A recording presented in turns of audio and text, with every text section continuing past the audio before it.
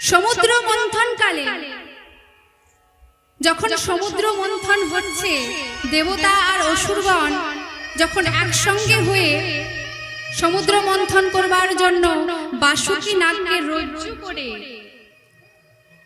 মন্দার পর্বতকে নিয়ে এসে যখন সমুদ্র মন্থন করছে, একদিকে দেবতাগণ আর একদিকে রয়েছে অসুরগণ।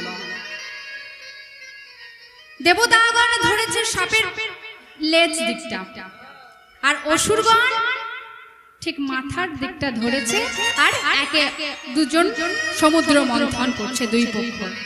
এবার সমুদ্র মন্থন করতে করতে হয়েছে কি, মন্থন করতে করতে উঠে গেছে একটি গাভী, তারপরে উঠেছে উচ্চই শোভা নামে একটি ঘোড়া, তারপরে উঠলো একটি হাতি, গোবিন্দের প্রসাদ, তারপরে যেই না গোবিন্দের মালা উঠেছে, গোবিন্দের পীত বসন ওঠার পরে অমৃতের ভাণ্ড যেই নাই উঠে গেছে, দেবতাগণ বলছে আগে অমৃত আমরা পান করব।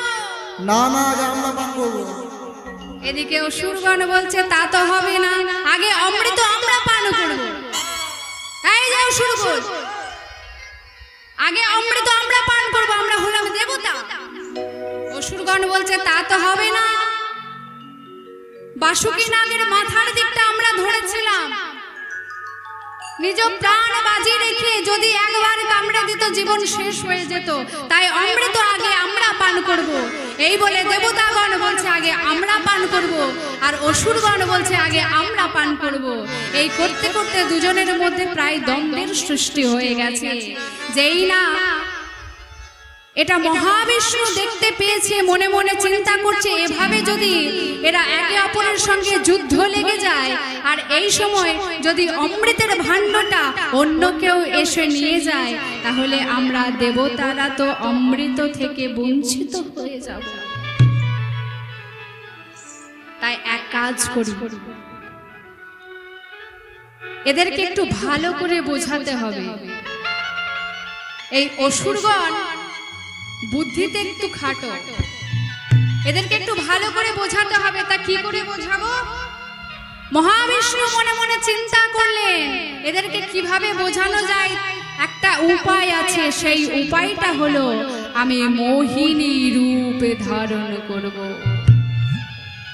এবার মহাবিষ্ণু মোহিনী রূপে ধারণ করে দেবতা আর অসুরগণের মাঝখানে এসে বলছে, এই যে অসুরগণ, শোনো শোনো একটা কথা বলি, বলছি বুদ্ধিতে তোমাদের একটু কমই আছে, শক্তিতে তোমরা বেশি হলেও বুদ্ধিতে তোমাদের একটু খাটো আছে। অসুরকুল এই কথা শুনে বলছে আমরা কি করেছি? এই যে বোকা অসুরকুল, এতদিন এই অমৃতের ভাণ্ডটা কোথায় ছিল? সমুদ্র গর্ভে ছিল। তা সমুদ্র গর্ভে যদি অমৃতের ভাণ্ডটা থাকে, তোমরা এখন নিজেরা বলো, একটা কলসির মধ্যে যদি অর্ধেকটা বালি দিয়ে জলের ভিতরে রাখা হয়, উপরিভাগটা কি থাকবে গো মায়েরা?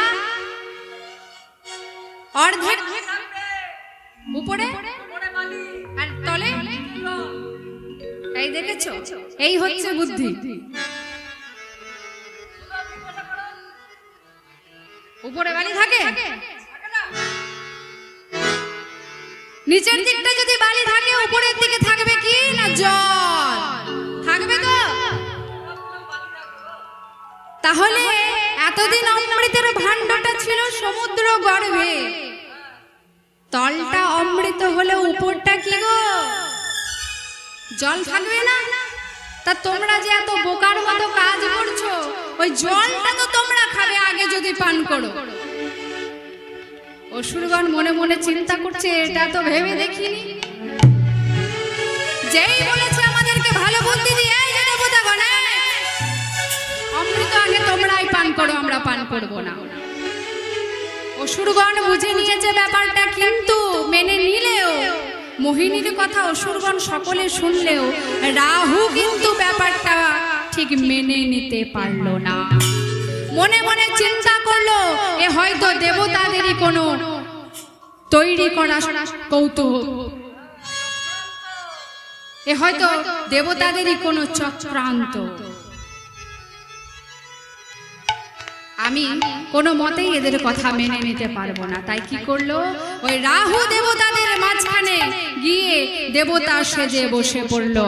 আর এদিকে অসুরকুল মোহিনীকে ডেকে বলছে, এই যে বলি তোমার নামটা কি? তোমার নাম মোহিনী? তা বলি তুমি মোহিনী হও আর ডাকিনী হও আর যোগিনী হও, তুমি যেই হও না কেন এই অমৃতটা তুমি এদের মাঝে বন্টন করে দেবে।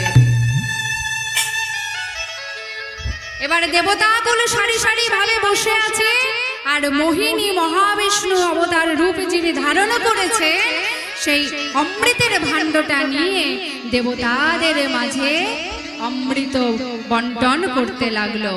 আর এদিকে বসে রয়েছে বাবা অসুরদের মধ্যে একজন, যিনি হলেন রাহু। রাহুকে যেই না অমৃতটা পান করাতে গেছে, ভগবান আমার বুঝতে পারলেন এ দেবতাদের মধ্যে কেউ নয়, এই অসুর কুলের রাহু। সঙ্গে সঙ্গে চক্রটাকে ছেড়ে দিয়ে গলাটাকে কেটে ফেললো রাহু। অমৃত পান করতে দিল না, যেই না কেটে দিয়েছে উপর দিকটা রাহু আর নিচেরটা হয়ে গেল কেতু। এবার দেবতাদের মাঝখানে অমৃত বন্টন করা যেই না হয়ে গেছে, মোহিনী রূপ ধারণকারী মহাবিষ্ণু আমার এক পা করে এবার চলে যাচ্ছে। এতক্ষণ অবধি সব ঠিক ছিল, মা যেখানে হলো কি ভোলানাথের নয়নে টলে গেল। ভোলানাথ কিন্তু বুঝতে পারলো না যে এটা মহাবিষ্ণু অবতারের মোহিনী রূপ ধারণ করেছে। মোহিনীর রূপে অন্ধ হয়ে গেল ভোলানাথ। এবারে যেই না মোহিনী এক পা করে চলে যাচ্ছে, আগে আগে যাই মোহিনী,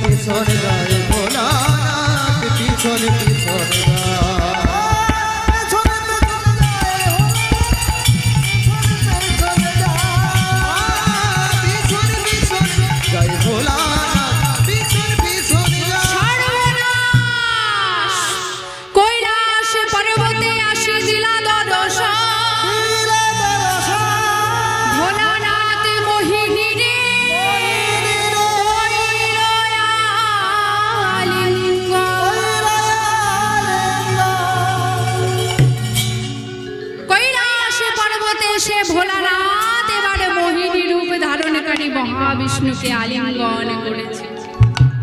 যেই না আলিঙ্গন করেছে মনের আনন্দে মহাবিষ্ণু বলছে, একবার চেয়ে দেখো তুমি কাকে ধরেছো। ভোলানাথ তাকিয়ে দেখছে, কি প্রভু,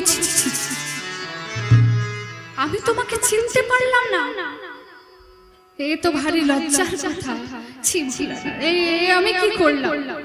ভোলানাথ, এই ত্রিজগতের মধ্যে যদি ভোলানাথ তুমি আমাকে চিনতে না পেরেছো, তাহলে আমার মোহিনী রূপ ধারণ করা সার্থক হয়েছে। বলো ভোলানাথ, বলো তুমি কি চাও। তুমি যা চাইবে আমি তোমাকে তাই দেব। তাই বলছো, সত্যি বলছো প্রভু? আমি তোমাকে যা চাইবো তুমি আমাকে তাই দেবে? একবার চেয়েই দেখো না ভোলানাথ। ভোলানাথ বললেন, ঠিক আছে প্রভু, তুমি কিছুক্ষণ আগে যেমন মোহিনী রূপ ধারণ করেছিলে, আর একটিবার কৃপা করে সেই মোহিনী রূপ ধারণ করো। আমি তোমাকে মনের আনন্দে আলিঙ্গন। বেশ বেশ, তাই হবে ভোলানাথ। মহাবিষ্ণু আবার পুনরায় মোহিনী রূপ ধারণ করলেন, আর ভোলানাথ মহাবিষ্ণুকে মনের আনন্দে জড়িয়ে ধরলেন। এতক্ষণ অবধি সব ঠিক ছিল, গন্ডগোলটা হলো কোথায়? কোথা থেকে সেই কাল নামে নারদ এসে বলছে, ও মামা,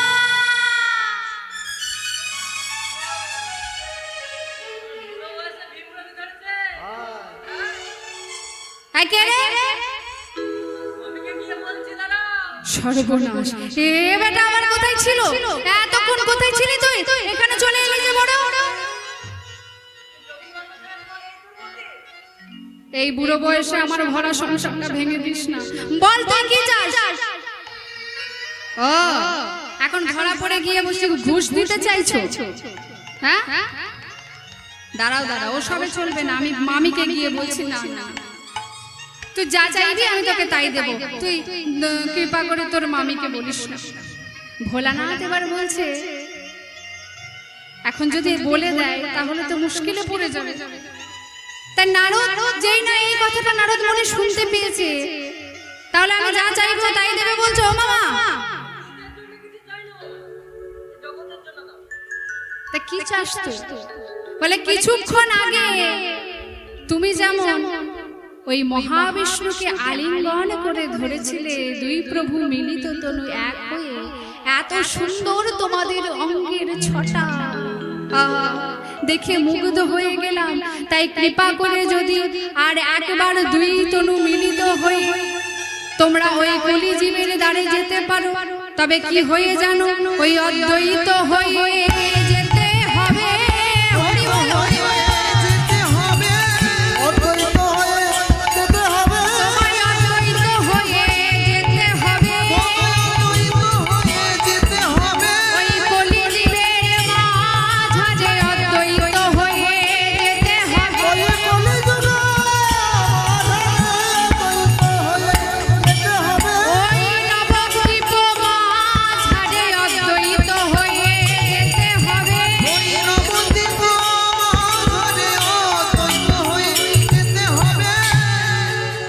সে কি?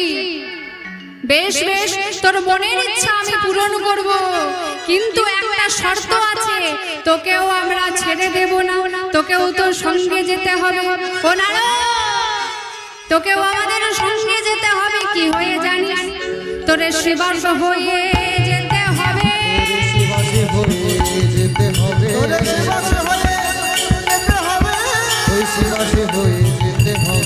ওই নবদ্বীপ মাঝারে শিবাস হয়ে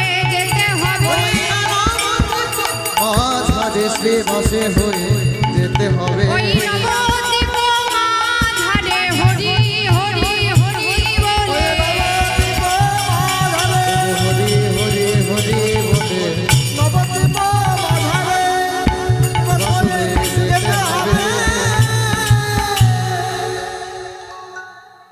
তাই এই যে কথা দেওয়া কথা, তাই মহাবিষ্ণু আর ভোলানাথের মিলিত তনু এক হয়ে এলেন কোথায়? না সেই শ্রীখণ্ড জেলার লাউর পরগনা নবগ্রামে।